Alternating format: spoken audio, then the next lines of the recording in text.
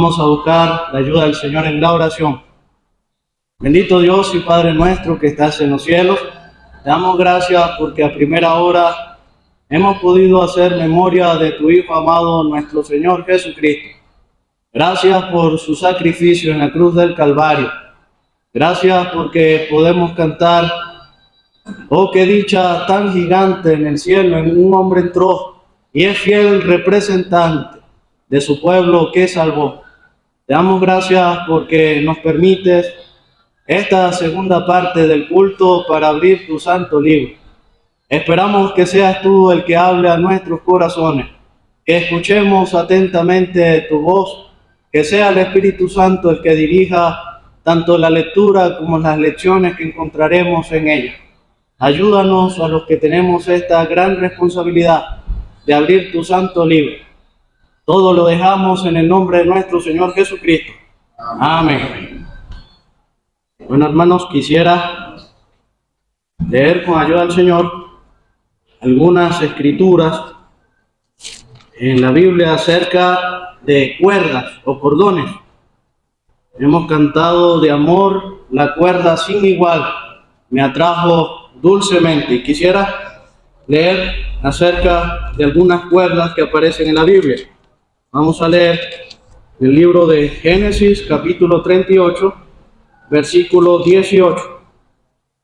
Génesis, capítulo 38, versículo 18, dice: entonces Judá dijo, ¿qué prenda te daré? Ella respondió, tu sello, tu cordón y tu báculo que tienes en tu mano. Y él se lo dio, y se llegó a ella, y ella concibió de él. Vamos a leer en el versículo 25. Pero ella, cuando la sacaban, envió a decir a su suegro, del varón cuyas son estas cosas, estoy encinta. También dijo, mira ahora de quién son estas cosas, el sello, el cordón y el báculo. Vamos a pasar al segundo libro de la Biblia, el Éxodo, capítulo 28, versículo 28. Éxodo, capítulo 28, versículo 28. Señor, hablando de las vestiduras del sumo sacerdote, dice, y juntarán el pectoral por sus anillos a los dos anillos del efod con un cordón azul, para que éste esté sobre el cinto del efod y no se separe del pectoral del efod.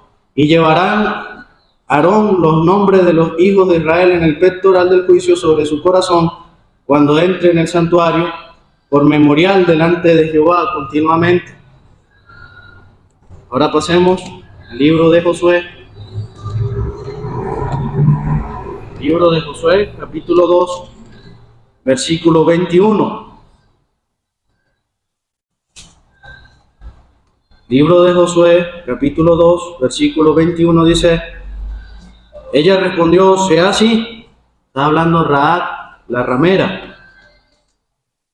Sea así como habéis dicho. Luego los despidió y se fueron, y ella ató el cordón de grana a la ventana. Ahora pasemos al libro de los Salmos, capítulo 16, versículo 6. Las cuerdas me cayeron en lugares deleitosos, y es hermosa la heredad que me ha tocado. Ahora viene Eclesiastés, capítulo 4, versículo 12. Eclesiastés, capítulo 4, versículo 12. Y si alguno prevaleciere contra uno, dos los resistirán, y cordón de 3 dobleces no se rompe pronto. Ahora, el libro de Oseas, capítulo 11, versículo 4. Con cuerdas humanas los traje, con cuerdas de amor, y fui para ellos como los que alzan el yugo de sobre su cerviz. y puse delante de ellos la comida. Una última, sé que ya hemos leído bastantes versículos, pero son necesarios. Una última lectura en el libro de Efesios, capítulo 6, versículo 14. Es parte de la vestidura del creyente. Estad pues firmes, ceñidos vuestros lomos con la verdad y vestidos con la coraza de justicia. Hasta aquí, que el Señor bendiga y prospere su santa y divina palabra con lo que hemos leído en esta mañana. Amén. Estaba pensando, hermanos, acerca de lo importante que son las cuerdas. Imaginémonos por un momento un mundo sin cuerdas. Creo que de los inventos que se han dado a través de la historia, uno de los instrumentos o una de las herramientas más importantes ha sido la cuerda. Los antiguos utilizaban las cuerdas para varios oficios. Utilizaban la cuerda para cazar, utilizaban la cuerda como cinturón, utilizaban la cuerda para armar sus tiendas. Es por eso que las cuerdas son tan importantes en la historia de la humanidad. Y en la Biblia encontramos varias referencias acerca de las cuerdas. No la hemos leído todo porque tendríamos que pasar varios días estudiando cada pasaje acerca de las cuerdas. Pero me ha llamado la atención que la primera vez que aparece la palabra cuerda o la palabra cordón no es para algo muy bueno. Es la historia de Judá y Tamar. Judá, un hijo de Jacob, un hombre que era de gran peso en su familia, pero este hombre había tomado muy malas decisiones. Él se había apartado del hogar de su padre. Él había tomado a una esposa extranjera. Él había buscado malas compañías y él había criado malos hijos. La historia de Tamar es la historia de una mujer cuyo primer esposo falleció. La ley decía que ella tendría que ser dada al siguiente hijo, y en efecto eso ocurrió. Pero el segundo hijo de Judá también era un hombre perverso, un hombre que estaba buscando lo suyo, y aquel hombre fue castigado por Dios con la muerte. Aún le quedaba un último hijo a Judá, y el hombre no parecía tan convencido de querer darle su hijo a Tamar. Aquella mujer estaba en casa de sus padres. La promesa que le había sido dada parecía no haberse cumplido. Aquel Judá le había dicho que cuando su hijo menor creciera, se le sería dado por esposo. Sin embargo, pasaba el tiempo y aquella mujer seguía en casa de sus padres. Pero me llama la atención que la Biblia no guarda ningún secreto acerca de ninguno de sus personajes. La Biblia es un libro que relata lo bueno y lo malo de la vida de cada personaje que en ella se encuentra. Aquella Tamar, prevaleciendo de engaño, se vistió de ramera y esperó a Judá en la puerta de aquella ciudad y le despojó de su sello, de su bordón y de su cayado. Y aquel Judá, sin temor alguno, le entregó todo. Estimados hermanos, y he encontrado lecciones en este pasaje. Debo confesar que no es un pasaje muy fácil de estudiar. Es un pasaje difícil. Pero lo primero, ¿qué hace el pecado en nuestras vidas? Nos hace que nos alejemos del hogar de nuestros padres. de nuestro Padre Celestial, nos aleja de la compañía de nuestros hermanos y nos da malas compañías. El pecado produce que tomemos malas decisiones y el pecado nos exige que le demos todo lo que tenemos. Aquel Judá le entregó su sello. El sello en la antigüedad era importante, era la identidad de una persona. El sello servía para sellar un negocio. El sello servía para sellar algún contrato. El sello servía para identificar algún documento. Y aquel Judá le entregó su identidad al pecado. Pero estaba pensando en el bordón. Aquel Judá le entregó su cordón a aquella mujer, le entregó su libertad. El cordón se utilizaba como cinto. Aquel hombre no podía andar después bien, pero también le entregó el portaespada, que para eso también servía la cuerda. Él ya no podía utilizar su espada libremente porque lo había entregado todo. Estimados hermanos, y eso es lo que hace el pecado en nosotros. Nos roba nuestra identidad. Alejados de Él, nada somos, nada podéis hacer. Nos roba nuestra libertad. El pecado esclaviza, mas la verdad liberta. Conoceréis la verdad y la verdad os hará libre. Y nos roba nuestra libertad y nos roba nuestra confianza a la hora de utilizar las Escrituras. Ya no podemos hablar libremente porque nos lo roba la libertad. Pero vemos en el pasaje que hemos leído cuál es el desenlace de aquella historia. Parecía que aquella mujer, ante los ojos de aquella sociedad, había sido juzgada como una fornicaria. Había sido juzgada como lo peor, le tocaba la muerte. El decreto de Judá fue un decreto fácil para él decirlo, que sea sacada de su casa y sea muerta. Pero aquella mujer, con aquella astucia, le presentó aquellas pruebas. Y aquella mujer pudo concebir del linaje de aquella mujer, de Tamar, viene el linaje y la descendencia del Señor Jesucristo. Increíble cómo Dios preserva ese linaje. Cuando leemos el linaje de la descendencia del Señor Jesucristo, vemos a hombres y mujeres llenas de pecado. Y una de las mujeres que sale en el linaje y la descendencia del Señor Jesucristo fue aquella mujer Tamar. Pero estaba pensando en el libro del Éxodo, donde hemos también leído.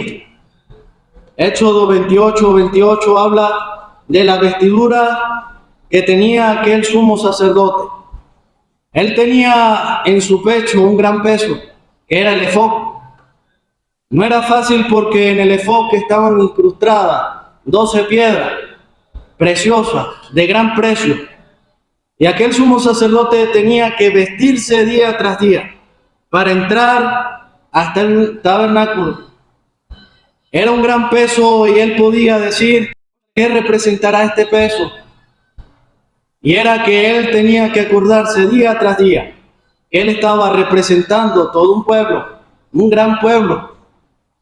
Hermanos, pero estaba oculta debajo del efod una cuerda. Aquella cuerda sujetaba el efod, hacía que el peso fuera más ligero, hacía que el sacerdote pudiera caminar fácilmente. ¿Y cuántas veces estamos como el sumo sacerdote, cargados? A veces pensamos que llevamos una gran carga sobre nuestros hombros. Quizás será las responsabilidades de nuestra familia. Quizás será la responsabilidad de nuestra asamblea. Quizás será la responsabilidad de nuestro trabajo. Pero estamos cargados. Llevamos un gran peso en nuestros pechos. ¿Y cómo podemos quitarnos parte de ese gran peso?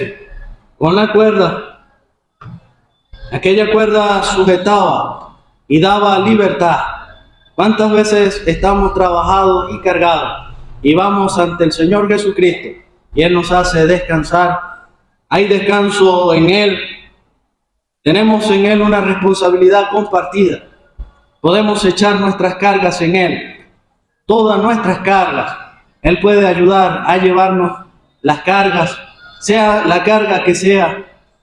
¿Cuántas veces vamos con una carga que nosotros creemos que es mega grande? Una carga pues que parece imposible de llevar sobre nuestros hombros. Y le decimos al Señor en oración nuestras cargas. Y Él nos da una paz infinita. Que salimos ligeros, salimos alegres de su presencia. ¿Cuántas veces pasamos el portal del local con una carga que a veces no nos deja casi que ni entrar? Y el Señor nos aligera por medio de la palabra de un hermano. Pero estaba pensando en el libro de Josué, el tiempo pasa corriendo, en el capítulo 2, versículo 21, otra de las mujeres que aparecen en la descendencia del Señor Jesucristo, Rahab la ramera. El Espíritu Santo podía haber escrito Rahab nada más. Sin embargo, el Espíritu Santo está interesado en que el lector entienda que Rahab era una ramera. Pero fue la única mujer que entendió lo que era el pueblo de Dios y lo que Dios estaba haciendo por medio de su pueblo Israel. Fue la única de aquella gran ciudad quien entendió que Dios es un Dios verdadero y entendió lo que es la salvación. Y hay un claro ejemplo, una clara ilustración por medio de aquel cordón que ella lanzó, aquel cordón de grana que ella lanzó y puso por señal en su ventana de lo que es la redención. Señor Jesucristo, como aquel cordón, fue levantado entre el cielo y la tierra y derramó su preciosa sangre, sangre que nos ha dado redención, sangre que nos ha dado salvación. Así como aquella mujer fue la única que fue salva en aquella ciudad, nosotros hemos sido salvos por medio de su preciosa sangre. Pero pasemos al Salmo 16, que también lo hemos leído. El salmista está alegre. Él tiene una herencia escogida, una herencia preciosa. Él dice que su herencia es Jehová. Las cuerdas le cayeron en lugares deleitosos y es hermosa la heredad que me ha tocado. Y eso nos habla de la asamblea.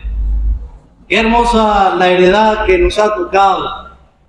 Somos parte de la Iglesia Universal, parte de la esposa del Cordero, pero como iglesia local es hermosa la heredad que nos ha tocado.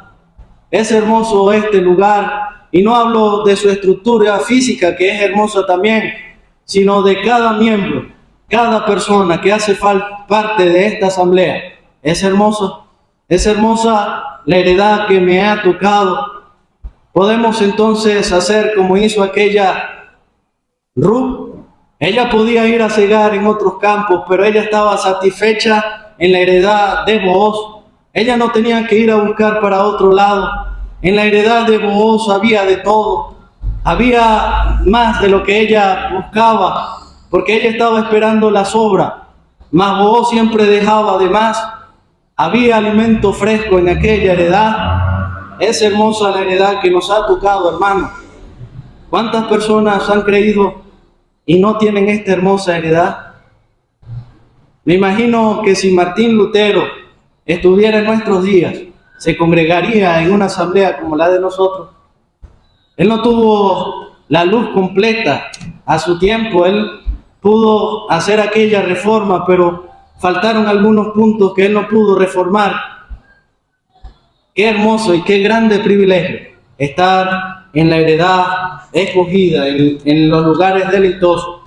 Pero estaba pensando en el libro de Eclesiastés. El predicador está hablando de que es mejor dos que uno.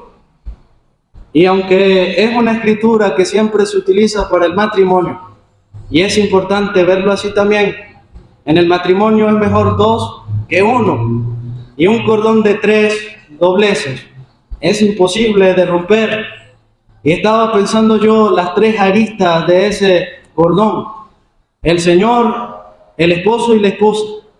3 dobleces que poco se rompen, que se mantienen en el tiempo.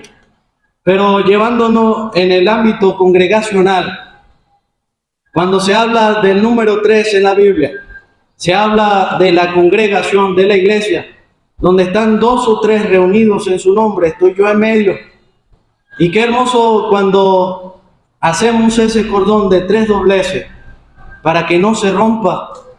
Qué hermoso cuando nos preocupamos por nuestros hermanos, cuando nos preocupamos por el hermano que no está con nosotros, cuando nos preocupamos por el hermano que está enfermo, cuando nos preocupamos por el hermano que está desanimado, cuando nos preocupamos por aquel que se ha ido. Qué hermoso cuando oramos los unos por los otros. Qué hermoso cuando pensamos en el hermano que no hemos visto más. Qué hermoso cuando oramos por los siervos del Señor. 3 dobleces es mejor que 1. Hagamos el ejercicio de la oración. Busquemos orar por los demás. Cuando oramos por otra persona, y lo he descubierto así, cuando he tenido algún inconveniente con un hermano y oro al Señor por ese hermano, nace un amor por ese hermano grande. Cuando oramos por una persona, el cordón de 3 dobleces poco se rompe. Pero ya para terminar, la hora me llegó. Estaba pensando el cinto de la verdad de Efesios 6, versículo 14. El apóstol Pablo manda al creyente con esas vestiduras especiales. La razón es estar firmes, es resistir. No es atacar, no es defenderse, es resistir. Y para resistir se debe poner el cinto de la verdad. Hay veces que el enemigo pone mentiras en nuestras mentes, tratando de confundirnos. Tengo una tía ya anciana que ella siempre cuenta que ella ha creído como 100 veces, porque cada vez que el diablo pone la mentira en su mente, tú no eres salva, ella vuelve a creer y cada vez cree más y más y más en el Señor. Cuando resistimos al diablo es por medio de su palabra. Ejemplo tenemos en el Señor Jesucristo. El diablo, padre del engaño, padre de la mentira, utilizó mal las escrituras, intentando engañar al Señor Jesucristo. Mas el Señor le respondía: escrito está y escrito está. Hermanos, cuando nos ceñimos del cinto de la verdad, utilizamos las escrituras para resistir los ataques del enemigo. Pero ya la última escritura es el libro de Oseas, capítulo 11, versículo 4. Allí se está hablando de cómo Dios utilizó sus cuerdas de amor para con el pueblo de Israel. No era una cuerda para castigarlo, no era una cuerda para encadenarlo, era una cuerda para amarlo, para guiarlo. Y esas son las cuerdas que el Señor utiliza en nuestras vidas, cuerdas de amor. Dejo hasta aquí, que el Señor bendiga y prospere su santa y divina palabra.